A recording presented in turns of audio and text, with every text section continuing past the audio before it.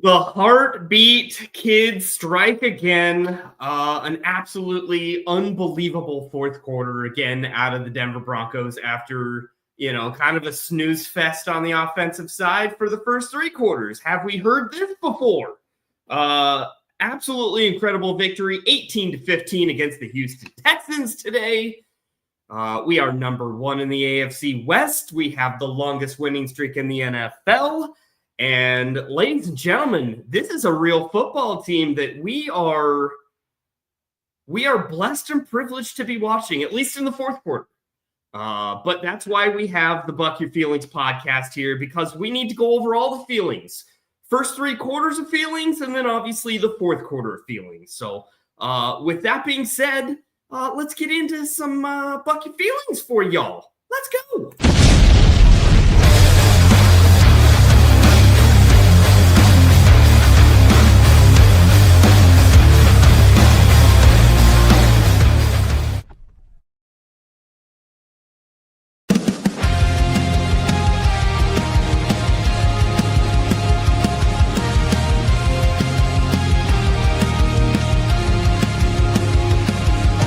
Every touchdown scored, our spirits ignite.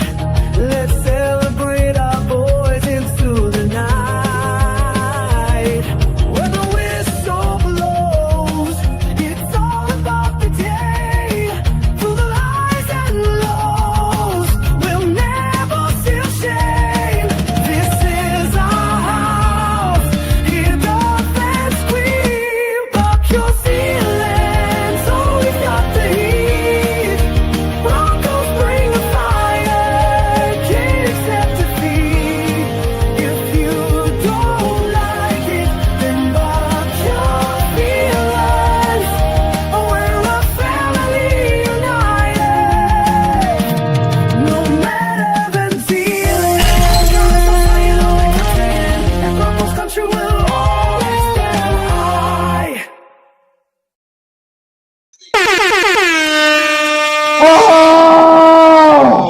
Goodness gracious.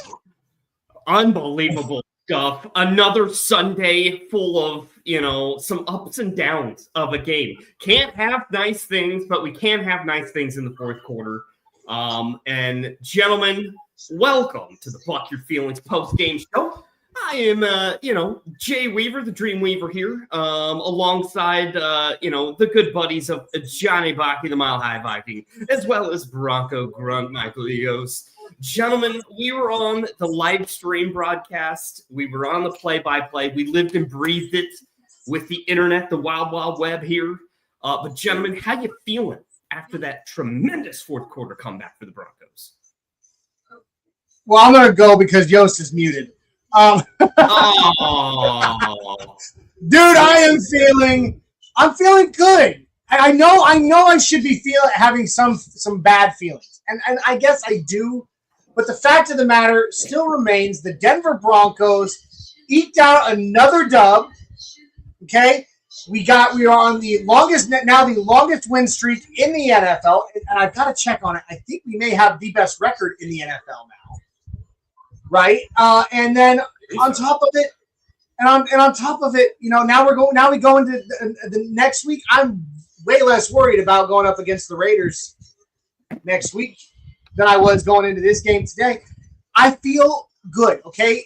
Again, just like the Jets, just like the Eagles, just like the Giants. It was not a beautiful start. In fact, it was not beautiful for the most part at all. But the win is the win is the win. Vin Diesel. It don't matter if you win by an inch or a mile. Winning is winning. We got the dub. We stand atop the AFC, and we are killing it. Ultimately, we are killing it. Comeback kids, I said it. I said it the other day. I know I'm rambling, and I'm sorry. I said it the other day. Our identity is the comeback kids, and a lot of people hate that. But right now, that is who we are. That is who we are. And I won't sleep on it. I mean, Yost, how you feeling? Yost? Real quick before I start, it's 7-0. Bills are up on the Chiefs. Just want to I've got it on. just want to throw that out there right there. Listen, this was This was an ugly game. Like, yes, a win is a win. I'm happy with the win, but this couldn't have been an uglier showing, at least for our offense, right? I think this showed a lot of cracks in our offense still that still need to get patched up. Yeah. But I mean, a win is a win. We are 7-2. The Colts are 7-2. They lost today, so the AFC right now is a three-way split between us, New England, and the Colts. And let's be honest, I'm okay with those. I'm okay with that number. You know what I'm saying? But this game was just rough. Next week, not worried. I'm not worried about Thursday night football. I know this season it's kind of been a clear outing for upsets, but I ain't worried about Geno. No, not with the defense we have. And you know, man, this was such a classic game of this season. Like, I kind of feel like we are going to look back on this season and reflect about every single regular season game was this. Like, this exact game plan or this exact, I guess, script of the game. And it's not even just the last fourth quarter. It's like the last, 6 minutes, 5 minutes of the fourth quarter. It's like the very tail end of that. It's insane. Oh, look got who Dak it in the house. is. What's up, you guys? How about them Famous Broncos? Big Dak. What up, Big dude? Dak, Big Dak energy. Oh, you know it. You know it. It's almost as big as that Big Nick's energy that we got in the fourth quarter, baby. Oh my God. Yeah, dude. Can I say listen. something real quick? Absolutely. F Floor them is yours. analytics. When the game is on the line and Bo Nix has the ball, give him the ball, baby. He's clutch. I don't care what anybody else's stats say or whatever. We got a quarterback that's clutch when it matters most, and it showed this season. Elway. Yeah, So the lucky number 7. We were knocking that comparison of they were harping on that on the broadcast, and I was like, well, that's apples to oranges generational comparison here. But dude, he's totally John Elway. It is insanity. Once you get in the thick of, the fourth quarter, when plays matter, he just steps up to the plate and does whatever is necessary for a W. Exactly like John Elway. It's crazy, man. I almost want to see. Bo Nix is I want to hold see my beer. somebody. Yeah, I want to see somebody, one of these internet, video gurus out there, take Bo Nix and superimpose him into the drive, and then take Elway and superimpose him into one of our comeback drives, just for fun. Why not? They're literally he's literally playing like the most legendary quarterback in Denver right now, and he's doing it. I mean, everybody's doubting him and everybody's counting him out. And then he does it again and again and again. We are 7-2. 4 of those came on fourth quarter comeback wins. Yeah. And, early in the year, I compared it to Tebow time, but it's not Tebow time. Tebow time was fluke bullcrap that, didn't make any sense as to why the game happened the way it did. But, this is it's true, but, Bo's actually doing he's providing the spark. He's entering, God mode at the specific time that he has to. This is the Buck Your Feelings podcast, so there's going to be negative feelings as well that we will get to on the back end of this, show, I'm sure. But Dak, while you're here, what's just your big picture of the game? Obviously fourth quarter amazing, but the whole game, what were your thoughts? The offense was kind of ugly. We got away from the run in the first half, to be honest, but we implemented it in the second half. It was just a ugly game on both sides for both teams, if let's call it what it is. I know a lot of people are going to allude to the fact that CJ Stroud wasn't there for the Texans, but an eye for an eye kind of thing, because Patrick Surtain wasn't there for us, and shout out to my boy Riley Moss for stepping up. Nico Collins is a beast. But overall, we're finding out how to win close games, and that's what matters. We're taking that next step as an organization, as a team, to do that, man. Last year we were 1-8 against teams over 500 in close games or something like that. Yep. So it's just exciting to see us take that next step, bro, as a team, and we're doing it. And we're 7-2 first in the AFC West. To Dak's point, we are currently kind of following the Chiefs you know, last year. We're following their method. They win after win in close games, you know, and again, we know that they went to the Super Bowl with that, and I'm not saying that we will. I hope we do. But the fact is, like, it was successful until, I mean, and granted, they did get destroyed by Philadelphia in the Super Bowl. But guess what? We already beat Philadelphia.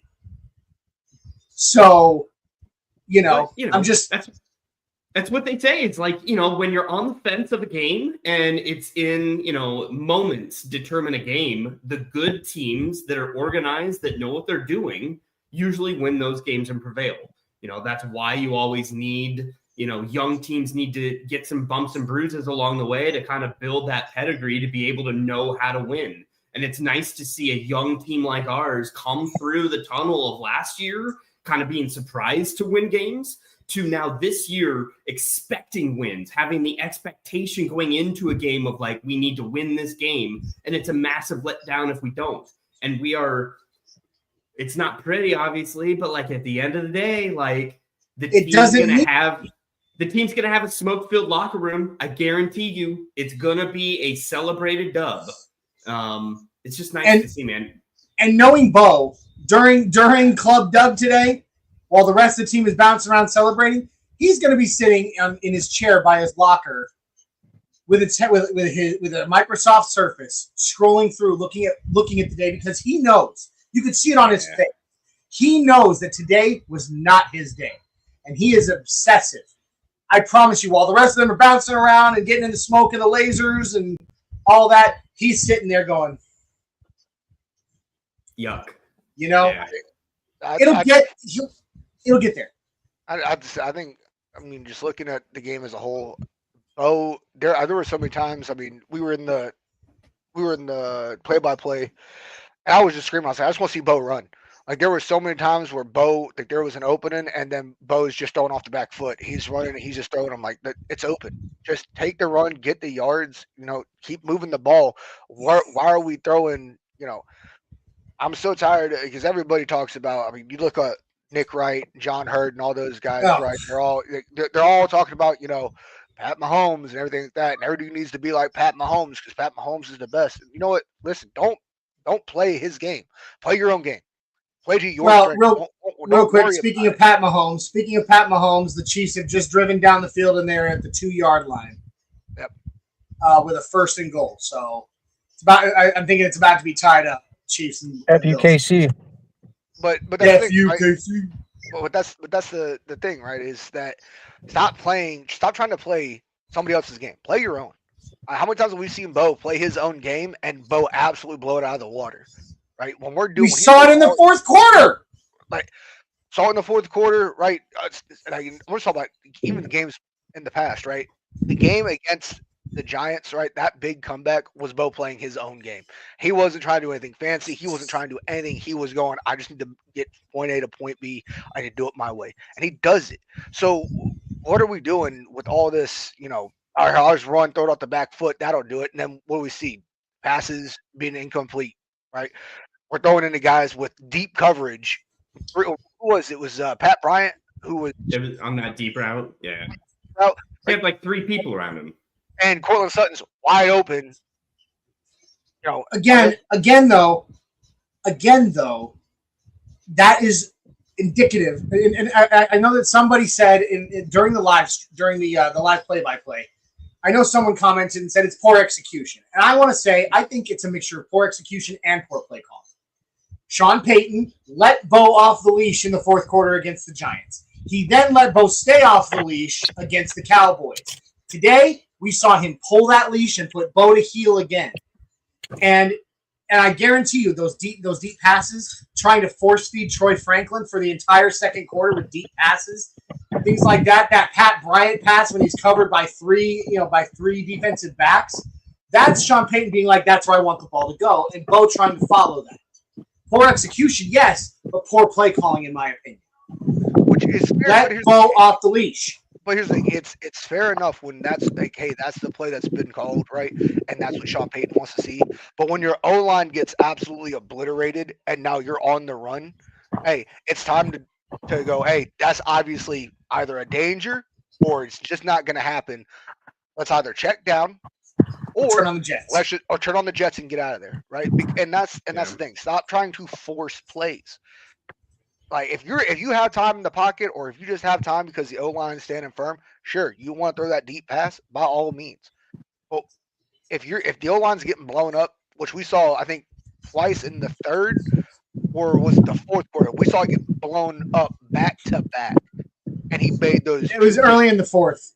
So yeah, it's early in the fourth, right? Because you and I were like that back to back times that O line got blown up. Like, just run, turn on the Jets. Get a couple yards, all right. It's stop tough. Stop trying to make magic with nothing. But it's tough because you gotta play. You gotta call a game that allows your quarterback to have some gravity to make decisions. There were so many plays that we drew up this game, and the predominant playbook of Sean Payton is rhythm, short, quick passing that is already predetermined by the play caller of where the ball's going quickly.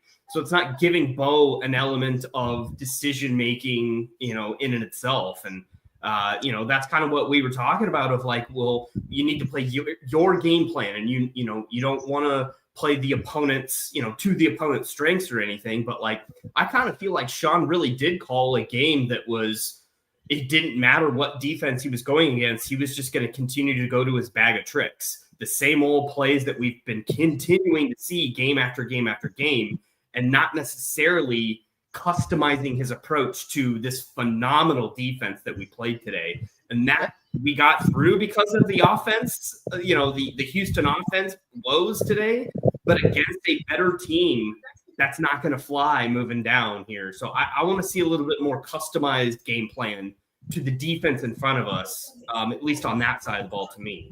Dak, what do you think?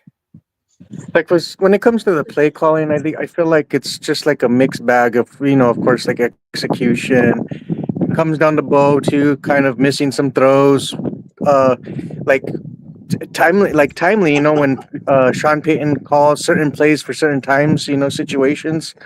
It hurt us, like with the screen. You call a screenplay on like 3rd and long, come on, dude, let's extend it past the sticks or something like that. Those are the kind of things that I'm scratch my head at times, for when it comes to the play calling. But overall, I like that Bo was trying to push it down the field. I mean, I like that part. Were we executing on some of those? No, but man, I think Bo Nix was really letting it sling today, as we saw, man. But even like, I know we got away from the run, but sometimes when we did try to run it, I felt like the Houston defense was just stopping us at times, man. It was frustrating. But we knew that they were going to do that because they are a very stout defense. Yeah. Hey, Jay, do you mind if I get the housekeeping out of the way? We're almost 20 minutes in and still haven't done that. Yeah, absolutely. All right, guys. Hey. We got a lot of people watching live. Thank you for joining us again. If you're for those in the comment stream, those watching, we appreciate you being here post game to buck your feelings and also, of course, celebrate another Broncos dub.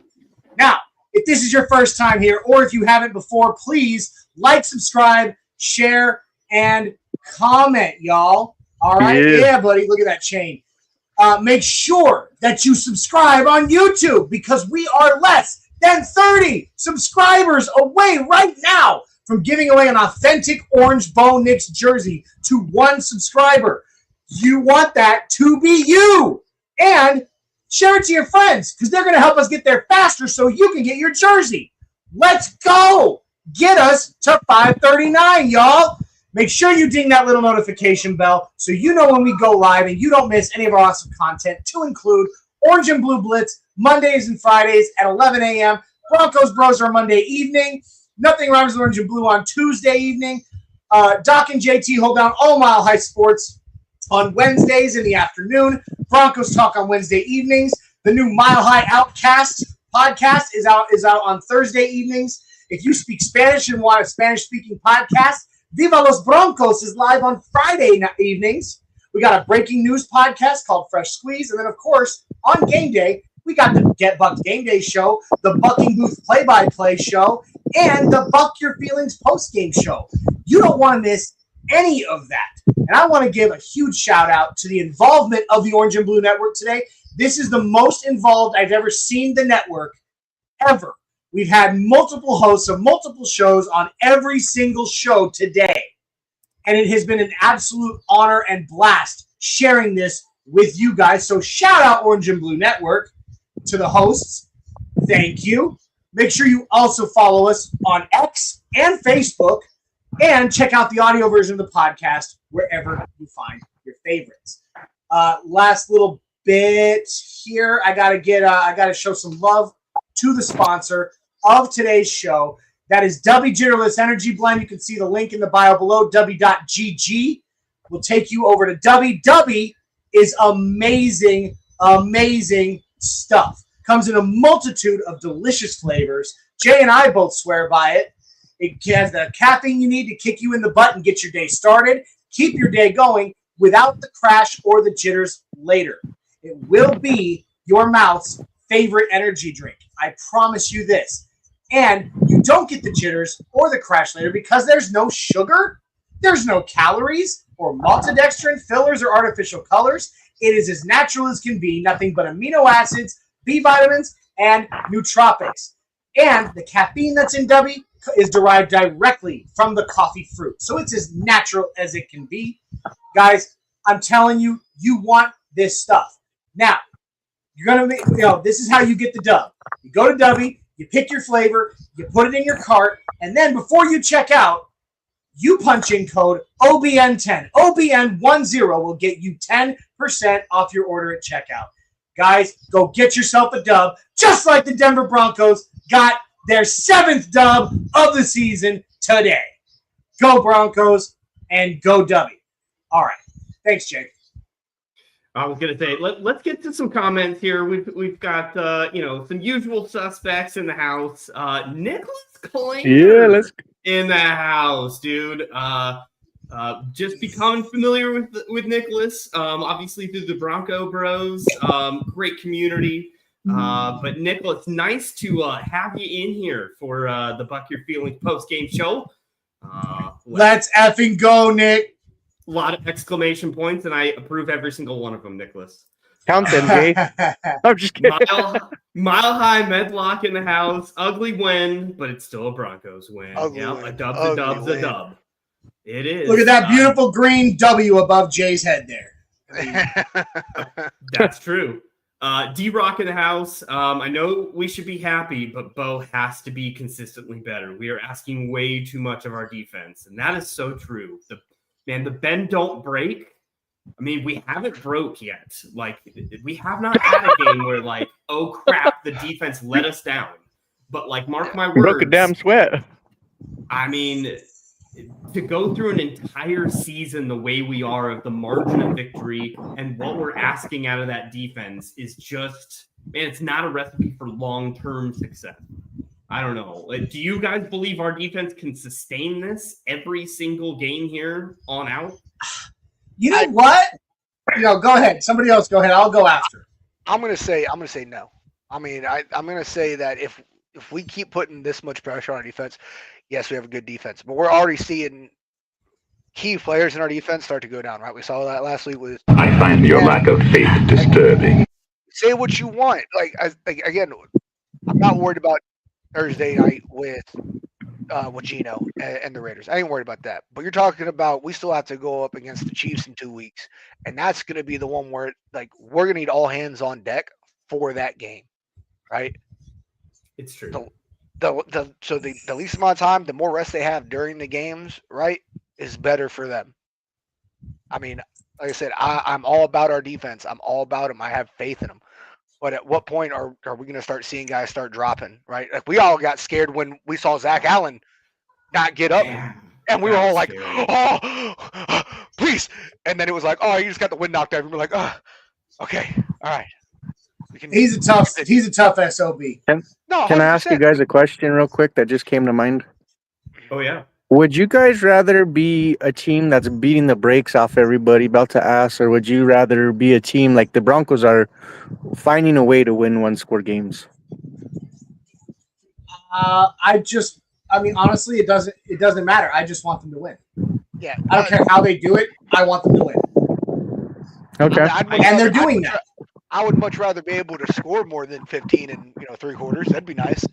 No, I would say beat the brakes off, man. Why wouldn't you want to beat the brakes off?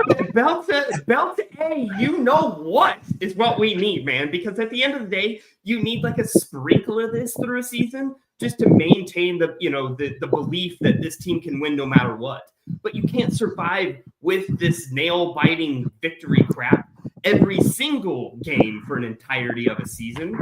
I want the average to be we win by 3 touchdowns. Like we need to show that we can do that because we've shown we can come back in the fourth. Like we have evidence to support that, but we don't have evidence to support we can come with a complete game that we absolutely dominated. And there's fewer instances of that in the season so far. That's fair. Right. To answer Jay's initial question about do I think that the defense can sustain what they're doing? Yes, I do.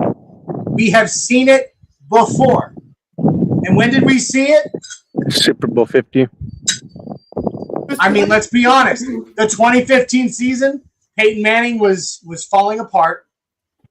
Our offense was at times abysmal. Bad. We were 2 seasons removed from a record-breaking season, and our offense looked like crap. Our defense carried that entire season. And Yost, you and I were together that season. That's when you became a Broncos fan because you were at my house watching the games with me. That entire season was carried by that defense. And that defense is one of those defenses that got a name. And this defense, in a lot of ways, is outperforming that defense. Okay? It is, and now we have Bo Lowry. I get there's going to be some injuries, but look at our depth. Okay? Yes, PS2 is out right now. Right? That sucks. He'll be back by the Chiefs game. I have no doubt. He will make sure of that. But, like, the depth that we have at every position on the defense, say maybe the inside linebacker, but even that has gotten stronger with Greenlaw back now. Mr. Nat's been balling. They're all balling, dude. We talked about it during the live play-by-play. There's such an VJ has such an embarrassment of riches on the defensive side of the ball that I believe that even with knocking on wood, even if some injuries creep up for us, that we can maintain. Yep, you're not wrong. I want to throw a couple other names up here. We got Rich A, friend of the show. Host of the my favorite narcissist. Absolutely, love our resident Canadian here. Appreciate him dropping by. And we also got Sergeant Keeman X. I don't know if anybody knows him. I'm unfamiliar with your work, so I will. Sergeant Keyman. I think the X is just on either side. Yeah. Mm-hmm. No other team we play having a defense that good, though. They made us work, and they had home field advantage. Great win. Appreciate you being here. And, I mean, totally right. We hit on that. Like, this is a terrific defense. Like, great can recognize great. And that is a good defense. So we are very lucky, I feel like, to maybe not turn the ball over as much as we did. Like, one interception by Bo, that was it for the offense as far as turnovers.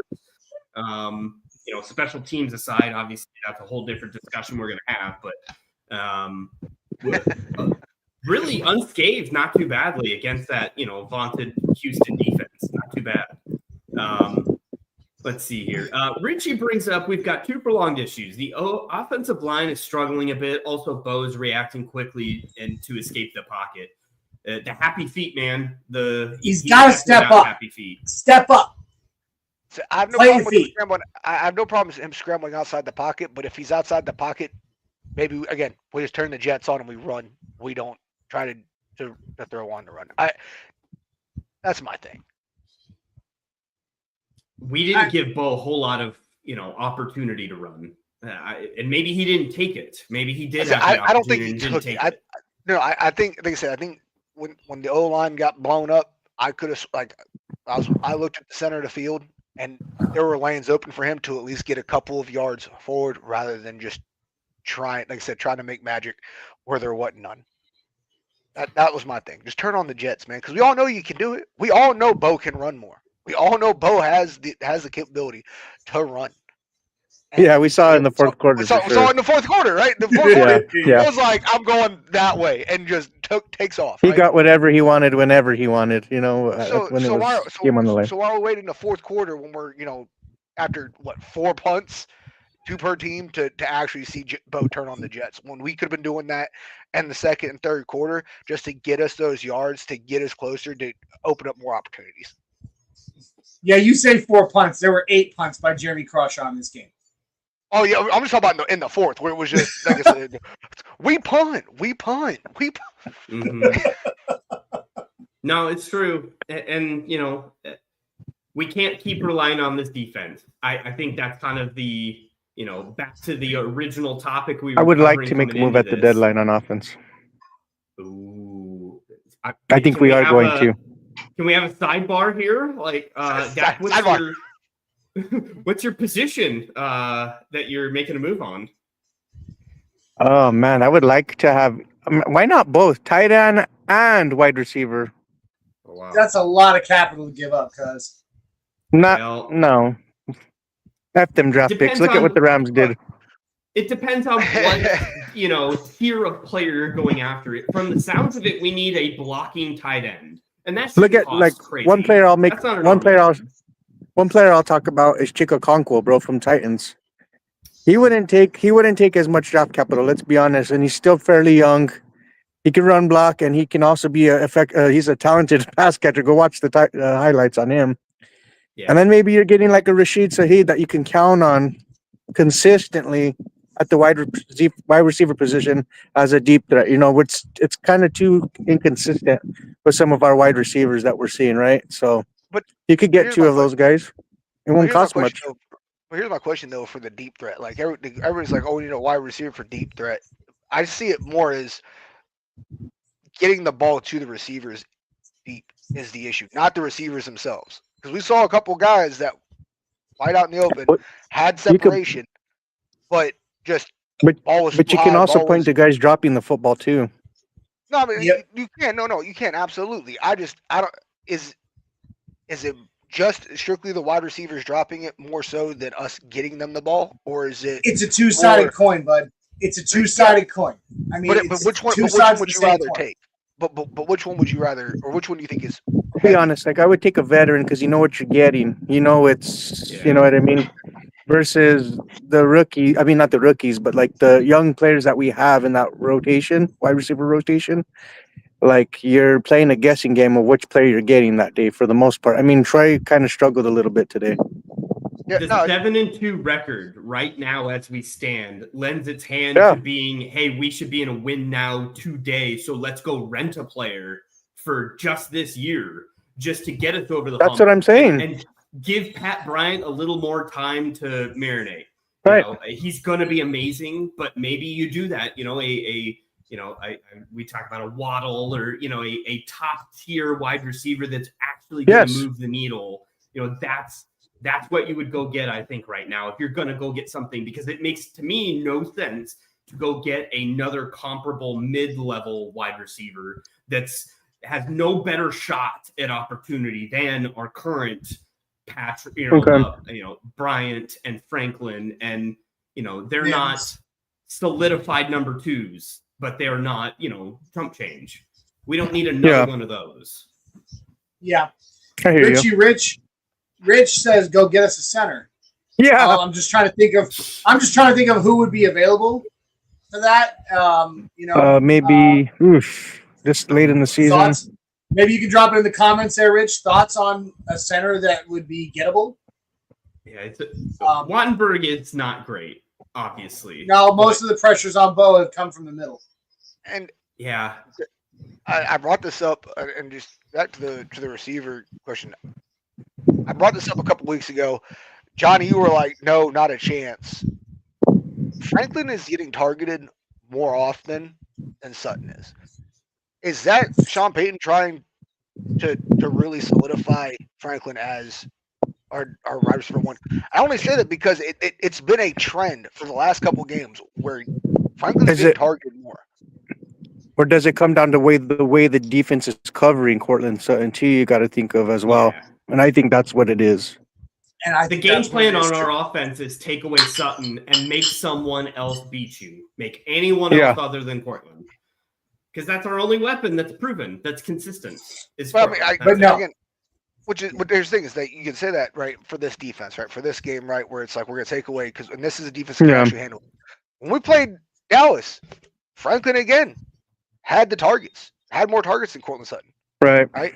Yeah. I mean, again, and we keep seeing these play calls where it's Sean Payton trying to shove Franklin forward. I don't know. Like I said, that's just something I keep seeing in the trends and in the numbers, which is I hear you with the volume that they increased the volume for him. Yeah. Here's a take I'm going to say. I'm going to give on Franklin on Sean Payton trying to feed Franklin. I think Sean, we know he's the kind of coach that expects to and gets the best out of every player on his team, right? Every player, he expects every player to be to give everything they've got, right? And I think that one thing that he probably sees that we don't, like in terms of like in the facility, out in practice, he sees a potential for Troy Franklin that he's not quite meeting in game time situations. So I think I don't think it's that he's trying to make Troy his, budding number one target so much as he's trying to push him to the greatness that he knows he's capable of, so that Franklin realizes it and then is like, oh, so I can do all of this and be this guy.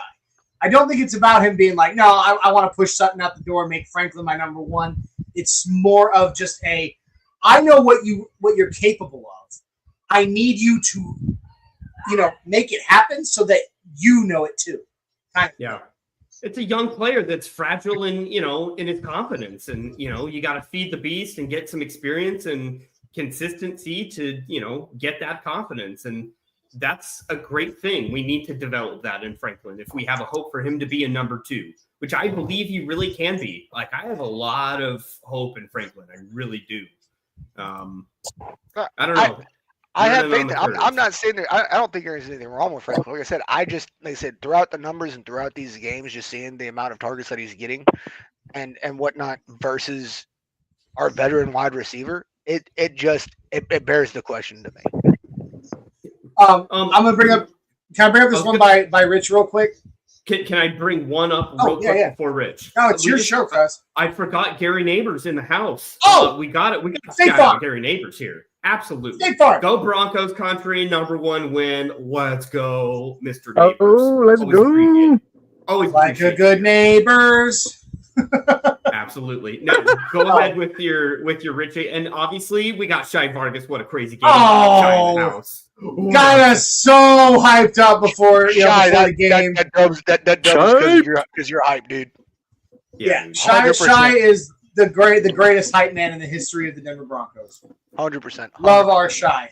But Johnny, real quick, though, gentlemen, before you continue on with the show, I'm going to dip out, but I do wanted to say thank you for letting me join y'all. Jay, are you joining me still tomorrow, bro? I am. I got the specifics for you. I'll get with you.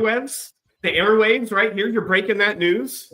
It's going to be a soft launch, I thought, on X, but let's have it. Yep, I will be on the Broncos Bros. I'll be an honorary bro. Yeah, let's go. There we go. It'll be fun, bro. It's going to be lit. Thank you guys very much. Mile high salute to y'all, and go Broncos. Number love, Dak. Yeah, nothing but love for y'all. Have a good one. I just want to bring this up. We were talking about trades. Rich had said, go get a center. I asked, hey, Rich, any idea of who you're thinking? He said, Eric McCoy, the center from New Orleans. That's actually not a bad idea. No. He's got a lot of tread left on the tires. As far as I know, his contract isn't enormous. He would definitely be a better run and pass blocker than Luke Wattenberg has been right now. that might not be a bad idea. Great point there, Rich. Yeah. Great point. I mean, if obtainable, I mean, offensive line could be absolutely upgraded. We'll talk about that, obviously, as we get to the draft in the offseason and free agency, because that will be highlighted, guaranteed, as a position of needs, center and guard specifically. But, well, boys, we're almost at an hour mark. Do you want to start getting into some game balls? Do you want to start, going back to this specific game and the nuts and bolts of what happened today versus the Texans? Do we want to get into the box score? Yeah. I Kind of feel like before we do, I got to hit Shy right here because we were hyping up Shy, and then he goes, "Why do you think I'm a good hype man?" Shy, bro, you've got nothing but love and confidence for your Denver Broncos, and you get so excited, you get so pumped, and you get us pumped. That's the whole reason. That's the whole reason, buddy, that Get Shiped exists, is because you are that hype man. Right before we do it the last thing before the game day show, the pregame show ends. That way, as the game begins, you have gotten us all excited and hyped up, and you are that guy for us, Shy. That's why. Absolutely.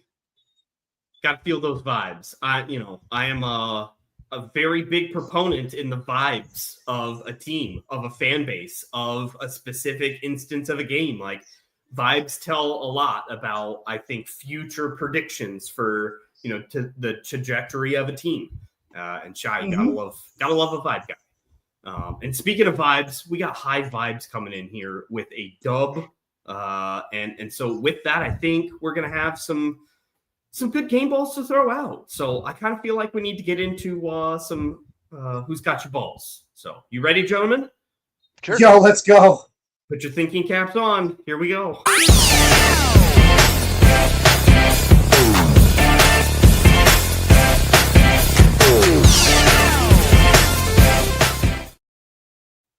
Okay, we got game balls. And who's got the balls for our team? Again, it was a pretty low-scoring game.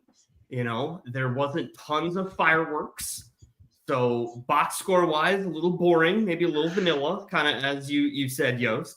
But game balls, gentlemen. Johnny, I'm going to give you the number one game ball here, the first game ball, so that you can, if you want, you go ahead with your Lutz or some sort of special teams. If you can find a special team star, you go for it. I ain't going.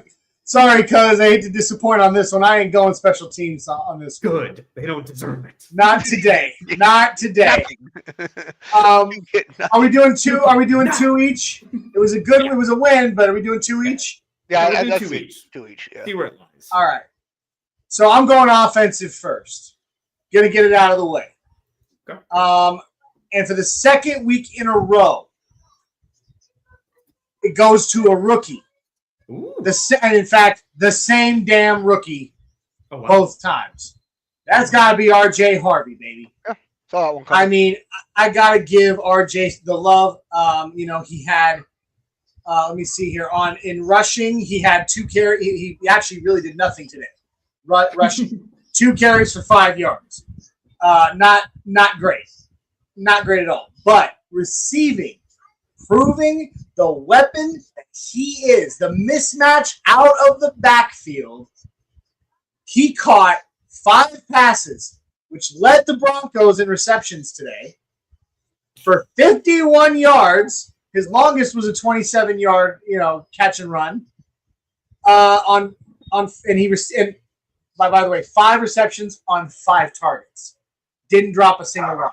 That's 100%. And scored a touchdown. And scored another receiving touchdown. The rookie is lighting it up. He is going to be a very potent weapon on this Denver offense. I cannot wait to see how his career evolves.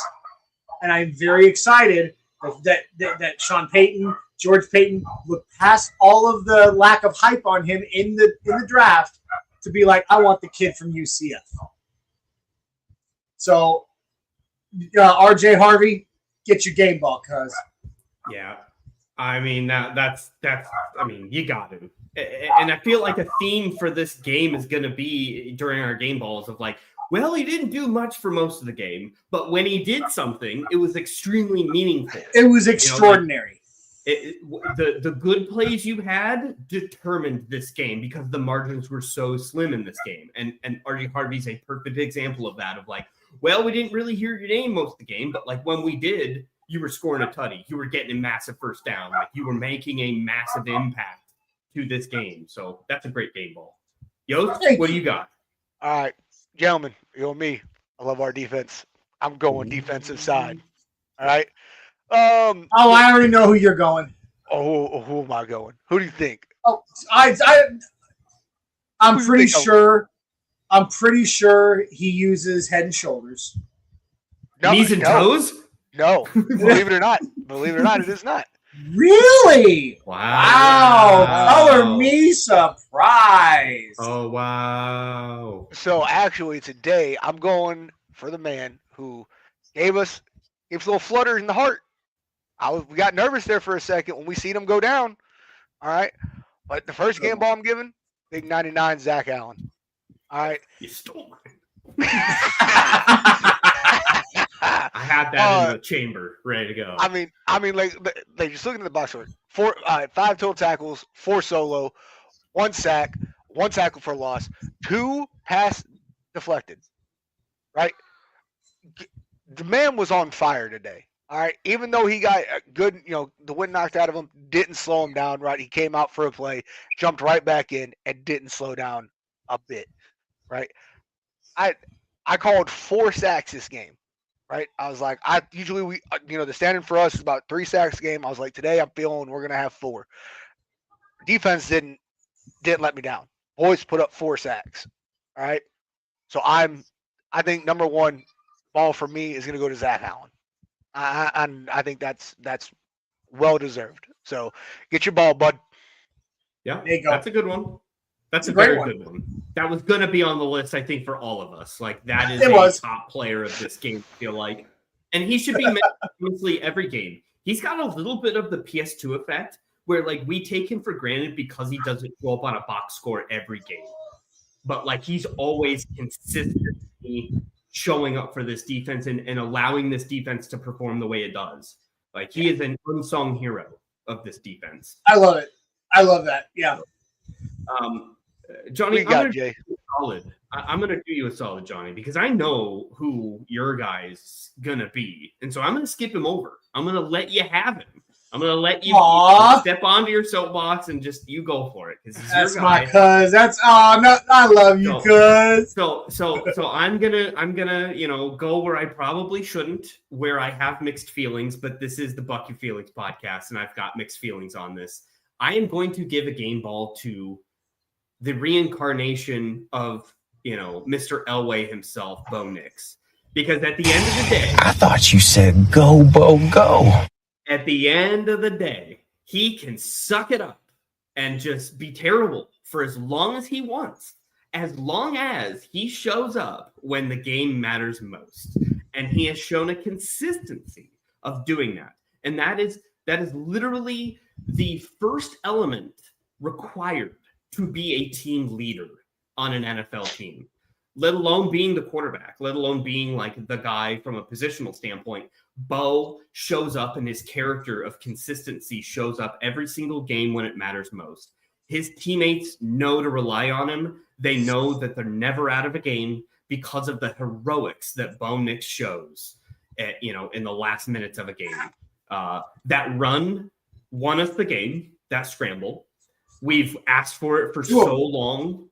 True, both of them. But the last one in and itself to really put us in that field goal range. Like, we want it. We want more. He leaves us wanting more because we see the spark and we see the potential and we see what he could be if all of the elements just come together for him. But my God, when they do, he could literally be the best quarterback on the planet. When everything comes together for him and he plays within himself, he's a top 5 quarterback in this NFL. Easily. We need to get to that point of consistency with him. So I love Bo Nix. He's still our quarterback. He's still our guy. And yet another mark on the legendary career, the reputation he's building as a fourth quarter comeback king in a city that we expect that. Love it. Love it. Couldn't agree more. I mean, Bo, a lot of people are going to be really hard on him, and it's all we're going to hear about. And they should. All we're going to hear about for the next few days is And they should, but at the same he time, deserves it. like you said, yeah, and he knows it. Like I said during Club Dub, I guarantee he's not bouncing around in the smoke with his teammates. He's sitting in his chair by his locker with a tablet out, scrolling through his plays and his mistakes and going, ooh, God, looking at his own footwork, looking at that overthrow where he put too much air under the ball to Evan Ingram. Yeah. You know, all of that. He's going to look at all of that. And before he celebrates, he's going to be like, I know what I need to do to fix this. And if he doesn't know, I guarantee you the first thing come tomorrow is he's going to be sitting down with Davis Webb going, yo, I got to figure this out. Yeah. So he's going. Yeah, I love Bo. I know that he's going to be something incredible in this league, on this team. He is my quarterback, and I will stand behind him all the way. So love that pick. No, it's good. I'm going to throw this out real quick. Another new name. Well, not new name, obviously, but a 6'10" Mexican. He appears. You won today. There it is. That's true. Appreciate you, Don. For dropping in. Man, what a insane game. And go Nuggets. Both suck. Warning, everybody! A giant Latino has been spotted in the Chicago area, batting down the hatches. Yeah, All right. The bat symbol is out. So I guess it's back to me now, huh? It is. And I would be remiss if I didn't take the grace that you gave me to give the game ball to the next guy who absolutely deserves it. I can say I gave you an alley-oop here. You better slam. You did. I mean, it was a full-on Jokic, Aaron Gordon 360 slam, like just like 3 games ago. Which, by the way, is already the play of the year for me by the Nuggets. But I digress. All right, defense. He's my guy. He's been my guy since before he was a Bronco. Talanoa freaking Hufanga. I mean, seriously. Dude is Dennis the freaking Menace to every quarterback's Mr. Wilson. He is all over the field, in everybody's face. A tackling machine. He doesn't give up on tackles at all. And he still has yet to get his pick. But he's been so damn close every time. And I understand, close only counts in horseshoes and hand grenades. But the fact that he's come so close means he's always where he needs to be to at least have a chance at it, right? The guy is, like I said, the guy is Dennis the Menace to every single quarterback's Mr. Wilson. He is just everywhere he needs to be. Today he recorded 9 total tackles, 5 of them solo, and 2 passes defense. Unbelievable work. And when I say that he doesn't give up on tackles, you see so many of these safeties and guys coming down and they hit the runner, they hit the receiver, and they get bounced off of, right? And then they just fall to the ground and they're done. You know, there was just as one play example, there was a pass in the flat from Davis Mills to, I believe it was Christian Kirk. And Hufanga was right there, right in his face, hit him and bounced off. But rather than just falling down, he as he's going down, he managed to wrap his arms around the receiver's legs and just took him to the ground. Did not give up on that tackle. He could have, and we would have understood if he did, because most do when they get hit like that. But he's like, nah, you are not getting away from me. And he's just been so impressive. Talanoa Hufanga, game ball. That's a fair one. I mean, I don't think anybody can disagree with that. Dude, it is such a remarkable thing to keep hammering home on the point that he was voted a captain as a brand new member of this team before they played a snap in the regular season. That's insane. And he just consistently shows up for his teammates, man. He is a leader. He inspires, I think, our defense to play with a little more juice because we are the anonymous crush.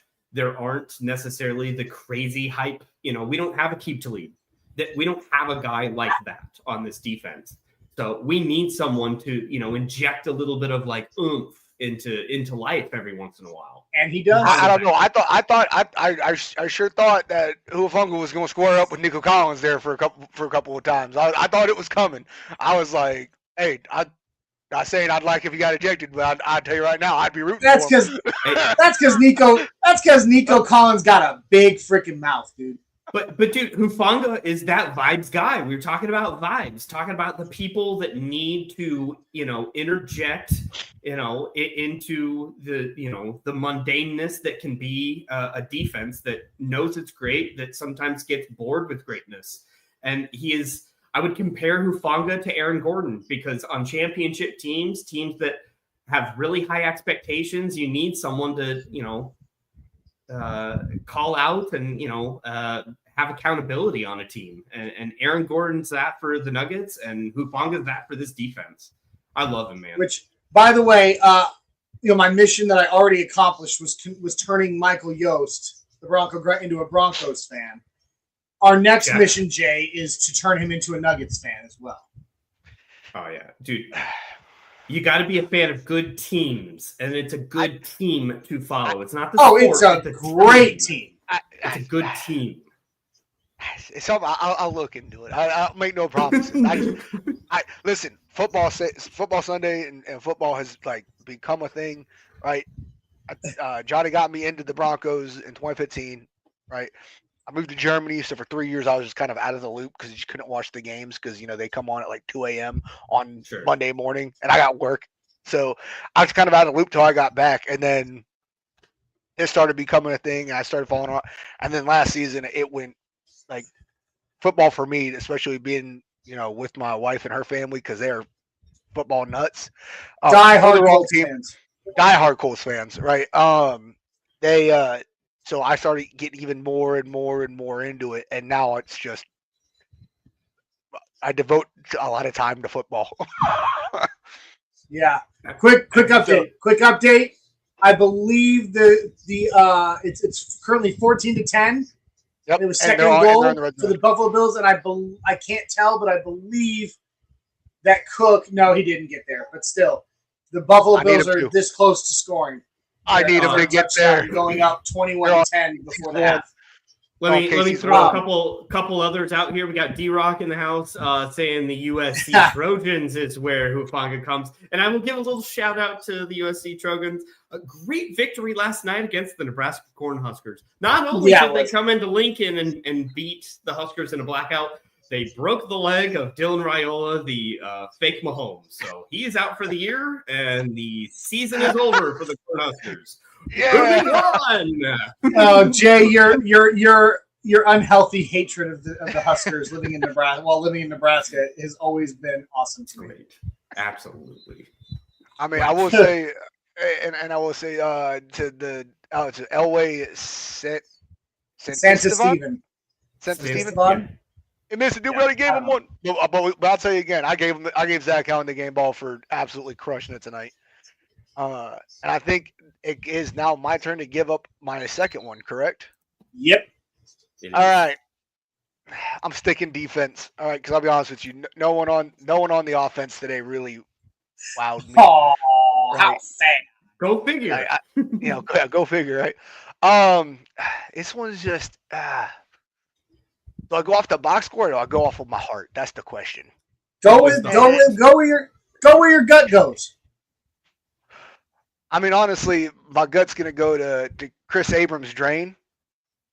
I think he definitely, that's the name that again, we don't really hear it a lot until they're making good plays. 7 total tackles, 5 of those were solo, right? So out of the 7 times he got a tackle, 5 of them were him stepping up by himself and cracking somebody with the tackle for loss, right?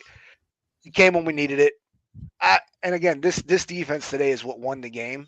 Like I said, his name is the one I think that stuck out to me the most out of everything. So I'm gonna go with Chris Abrams' drain, number 31. Here, come get your ball, man, because you definitely got it. MIZZOU, baby.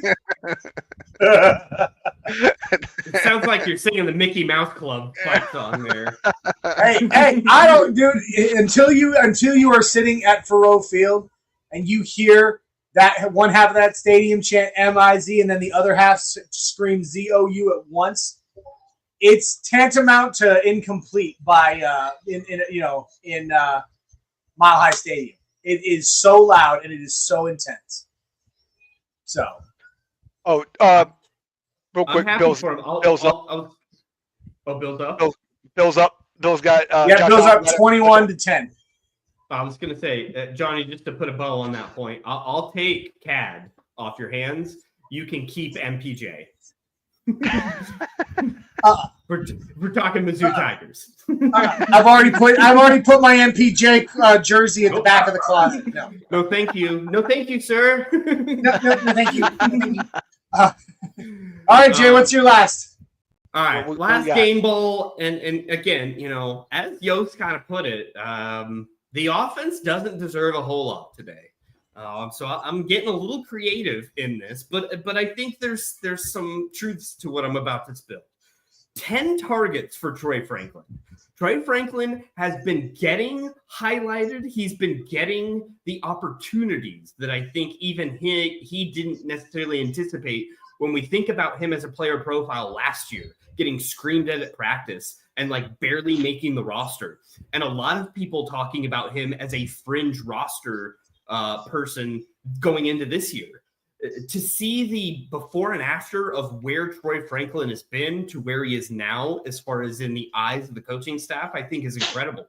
I mean, he led the team in targets by a lot. 10 targets today. He only had 4 receptions, but he had 4 receptions for 27 yards. Well, some of those were PBUs as well. This is true. And some of those were Bo's that is not on Troy Franklin. We didn't see some egregious Troy Franklin drop or fumble or boneheaded play that we have seen out of him at times in the past. So I want to give shout out to Troy Franklin because I think, again, I truly believe he could be our number 2 in a outside, the Emmanuel Sanders to the Demaryius Thomas. Demaryius Thomas is going to be your Cortland Sutton. He's going to be your Pat Bryant in the future here. That guy we already got. But that other side that's going to stretch the field that we already know is not Marvin Mims. I don't care what anyone says. If Marvin Mims was going to blossom, he's a gadget. He was going to already do it. We would have seen it by now in a consistent manner, and we haven't. So Troy Franklin has hope. And 10 targets, man, shows that the coaching staff is turning it over a new leaf and trying to start to trust him and give him. They have that faith. They have that faith. I agree. I love it. I love it. Awesome. Can I give an honorable mention? Absolutely. Okay. You gave me a chance. You gave me a chance to give a special teams game ball. I said no, but I do feel like there is an honorable mention there for Jeremy Crawshaw.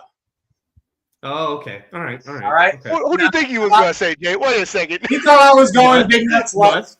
Well, because it's not Lutz' fault he was blocked. No, that was not a low kick. It's not. It's not. But no, I've got to give the love to Jeremy Crawshaw, who was. I mean, he was called upon 8 times today, so that's more than he's had to punt on for this team so far. Beefy. And all season. I think the next one back was against the Giants at 6 punts, I believe. So here he is at 8 punts today. Averaged 53.5 yards a punt. It's nothing to scoff at. However, I just want to point out his ability to place the ball wherever the hell he wants to. And he does. He pins him deep. He puts the ball right where he wants it to go. And it just he was, except for being that one punt where we were very, very deep in our own territory, where they ended up with good starting field position at like the 45, I believe, somewhere around there. All of his pinned them deep enough that it was, that it hindered their game, and he does it consistently. I think his longest today was a 62-yard punt with a 5-second hang time. That is nothing to scoff at. Huh? Was it 62 or was it because on the box scores got him at 76? Oh, okay. You know what? You're right. You're right. 76-yard punt. But he did have a 62-yarder that had a 5-second hang time. That's unbelievable. So Jeremy Crawshaw, not a game ball, but definitely gets an honorable mention and a pat on the back and an attaboy. That's a good one. Can I give an honorable redaction? Whoever could that be? Show. If I ever gave Sean Payton a game ball, I'm taking at least one of them back. Well, we both have given Sean Payton game balls in the past. Because he doesn't deserve a extra one in my court. If I have given him multiples, I'm taking one back because we didn't win this game because of him. We won this game in spite of him. Yep. And so I'm going to need some extra little oomph to become a Sean believer again, as far as the play calls and just the overall, game plan going into specific teams. So I think he's feeling himself a little bit too much with this defense. I feel like this defense gives him a little gravitas to be able to kind of stick to doing whatever the hell he wants. And I kind of feel like he needs to get back down to brass tacks of like, don't call whatever you want. You call what works. You call what is best suited for the defense you're playing against. Be a little more strategic and a little less arrogant. That would be my 2 cents for Sean Payton. Love that. I mean, it's true. He's trying too hard. We know what is successful. We are 9 games into the season. We know that when Bo's playing at tempo, when the offense is playing at tempo, we win games. We know that when we run the ball, which has become a major part of our identity now. Finally, thank you, Jesus, that it is. For the honorable that we win games. We know that when we're not just trying to air the ball out constantly, short pass, not necessarily short passing, but play action, man. I said that. Key to the game before I said, run the ball, set up the play action, and then 8 to 10 yard short passes over the middle on the edge to move down the field. March. Not airing it out to get, gain chunk yardage. March down the field, and we would win the game. We saw him abandon the run way too early. While it was being successful, that's what really, really got me pissed. Was that he abandoned the run while it was working. Yeah. And I'm like, why? You let these guys get hot and then you tear it away from them. Why? So yeah, I'm absolutely with you. Until he starts looking at his own film and going, what's working and what's not, and stop trying to force the things that aren't working to work. Because screen passes not working for any of our games. And the deep ball right now, for whatever reason, Bo was great at the deep ball last year. For whatever reason, this year he is struggling with it. It's not working. It might eventually because we know Bo can do it, but right now it's not. Rein it the hell in. It's a little bit of a 6-7 conundrum. Oh, right? Jay, why? You have a little of this, you have a little of this, and you got to find middle ground, man. It's nice to bomb the ball away, and it's nice for the little bubbles every once in a while, but we need the middle of the field. We need some middle calm down, Mello. Calm down, Mello. We need a 6.5, all right? 6.5. Calm down, LaMelo. All right.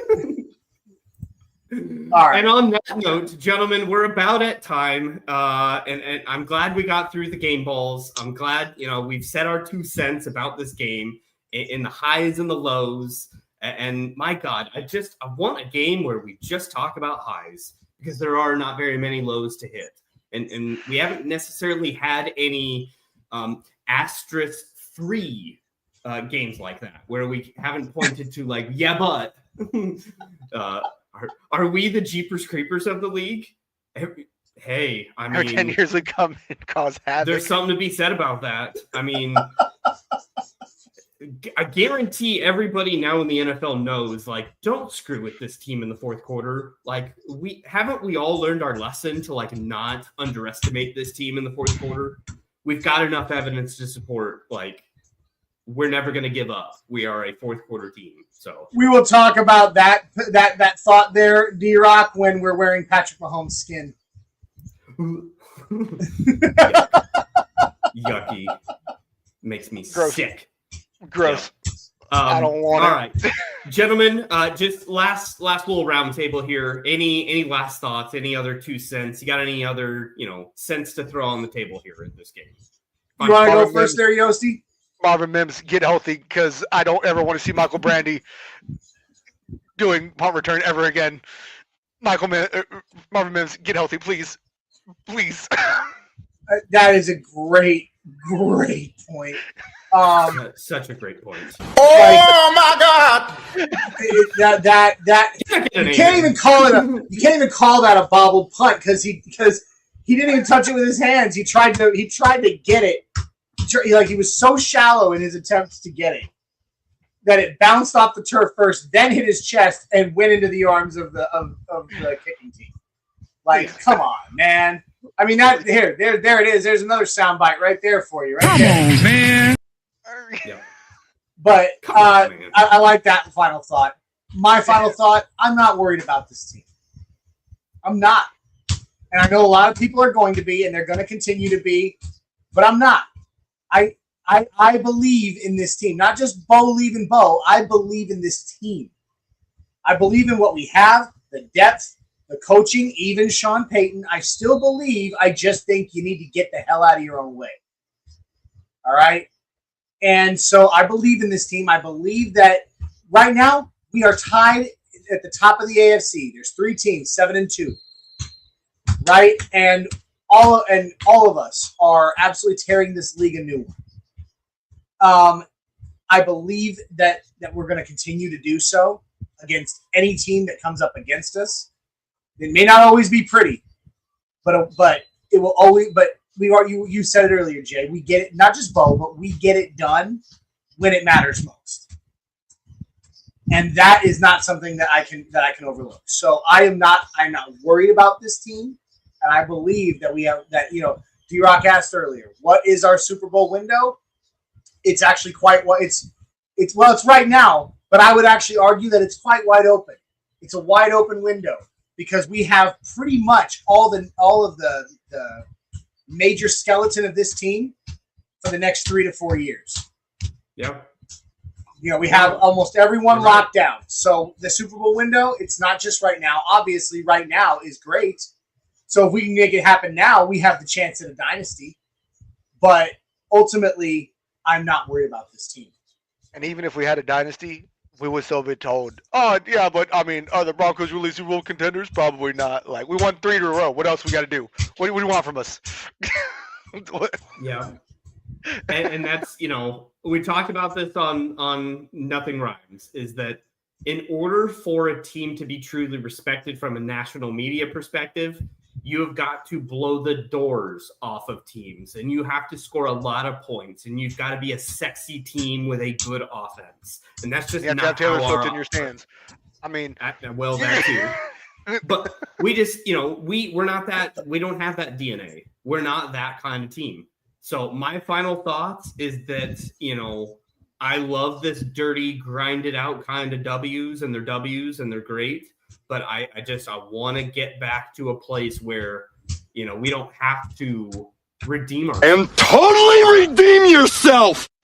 I don't want to get to a place where we have so many negative plays that the positive plays just puts us over the hump to be a +1 in a net rating. I want to blow the doors off of people. Although depending on the ultimate success of this team, Jay, depending on the ultimate success of this team in the end, it could make for one of the most historical seasons in history. If we keep going at this, you're totally right. We hadn't seen really a season like this other than last year with Kansas City. Kansas City, I mean, this is their literal blueprint of how they were successful last year. So it's interesting. Yep. It's not fun. Ask any Chief fan last year. It wasn't a fun season for them. Although they got, they played well. They didn't, though. So, all right, gentlemen. That's a really cool question by D-Rock. Can we answer that real quick? Because that's an interesting one. Really interesting. Yeah. real talk. Are we truly sandbagging to make these games interesting? These fourth quarter comebacks are ridiculous. And I will throw his last. Riley Moss and Sabrina Carpenter. I mean, man-child. Hey. I guess. Hey, if Riley Moss and Sabrina Carpenter are a thing, good on you, Riley Moss. Yeah, good for him. But, Yeah, I mean, for real. sabotaging to make these games interesting. I mean, there's something, I guess, to be said about that. I don't think so. Again, there's times.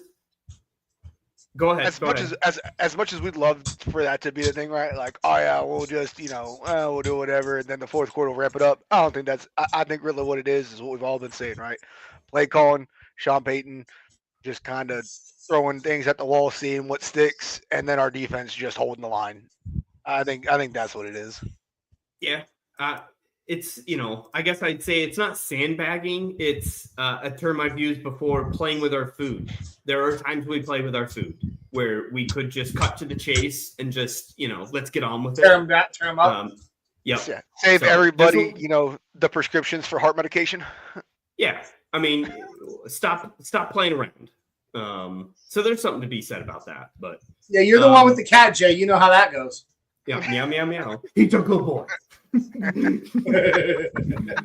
All right. Well, on that note, gentlemen, I've bucked my feelings. I hope you've bucked your feelings. It's been a good game. It's been a good game day, gentlemen. We've had a nice little, full slate, full schedule here of shows. Johnny, I know you're on the true marathon. Me and Yost have just kind of clicked in and out here, but it's been a good game day, boys. It's been a very good game day. I'm exhausted. That, I'm sure. I hope you have a voice for tomorrow.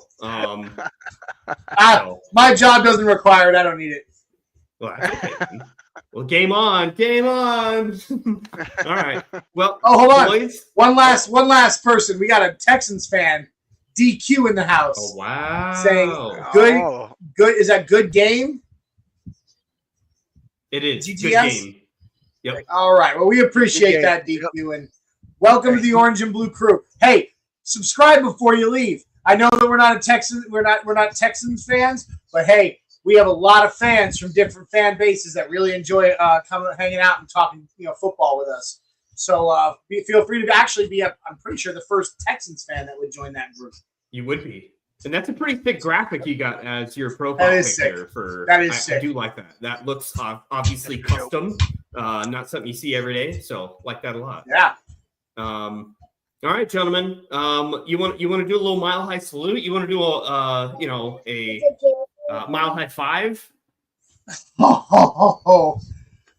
are you boys feeling? You feeling it?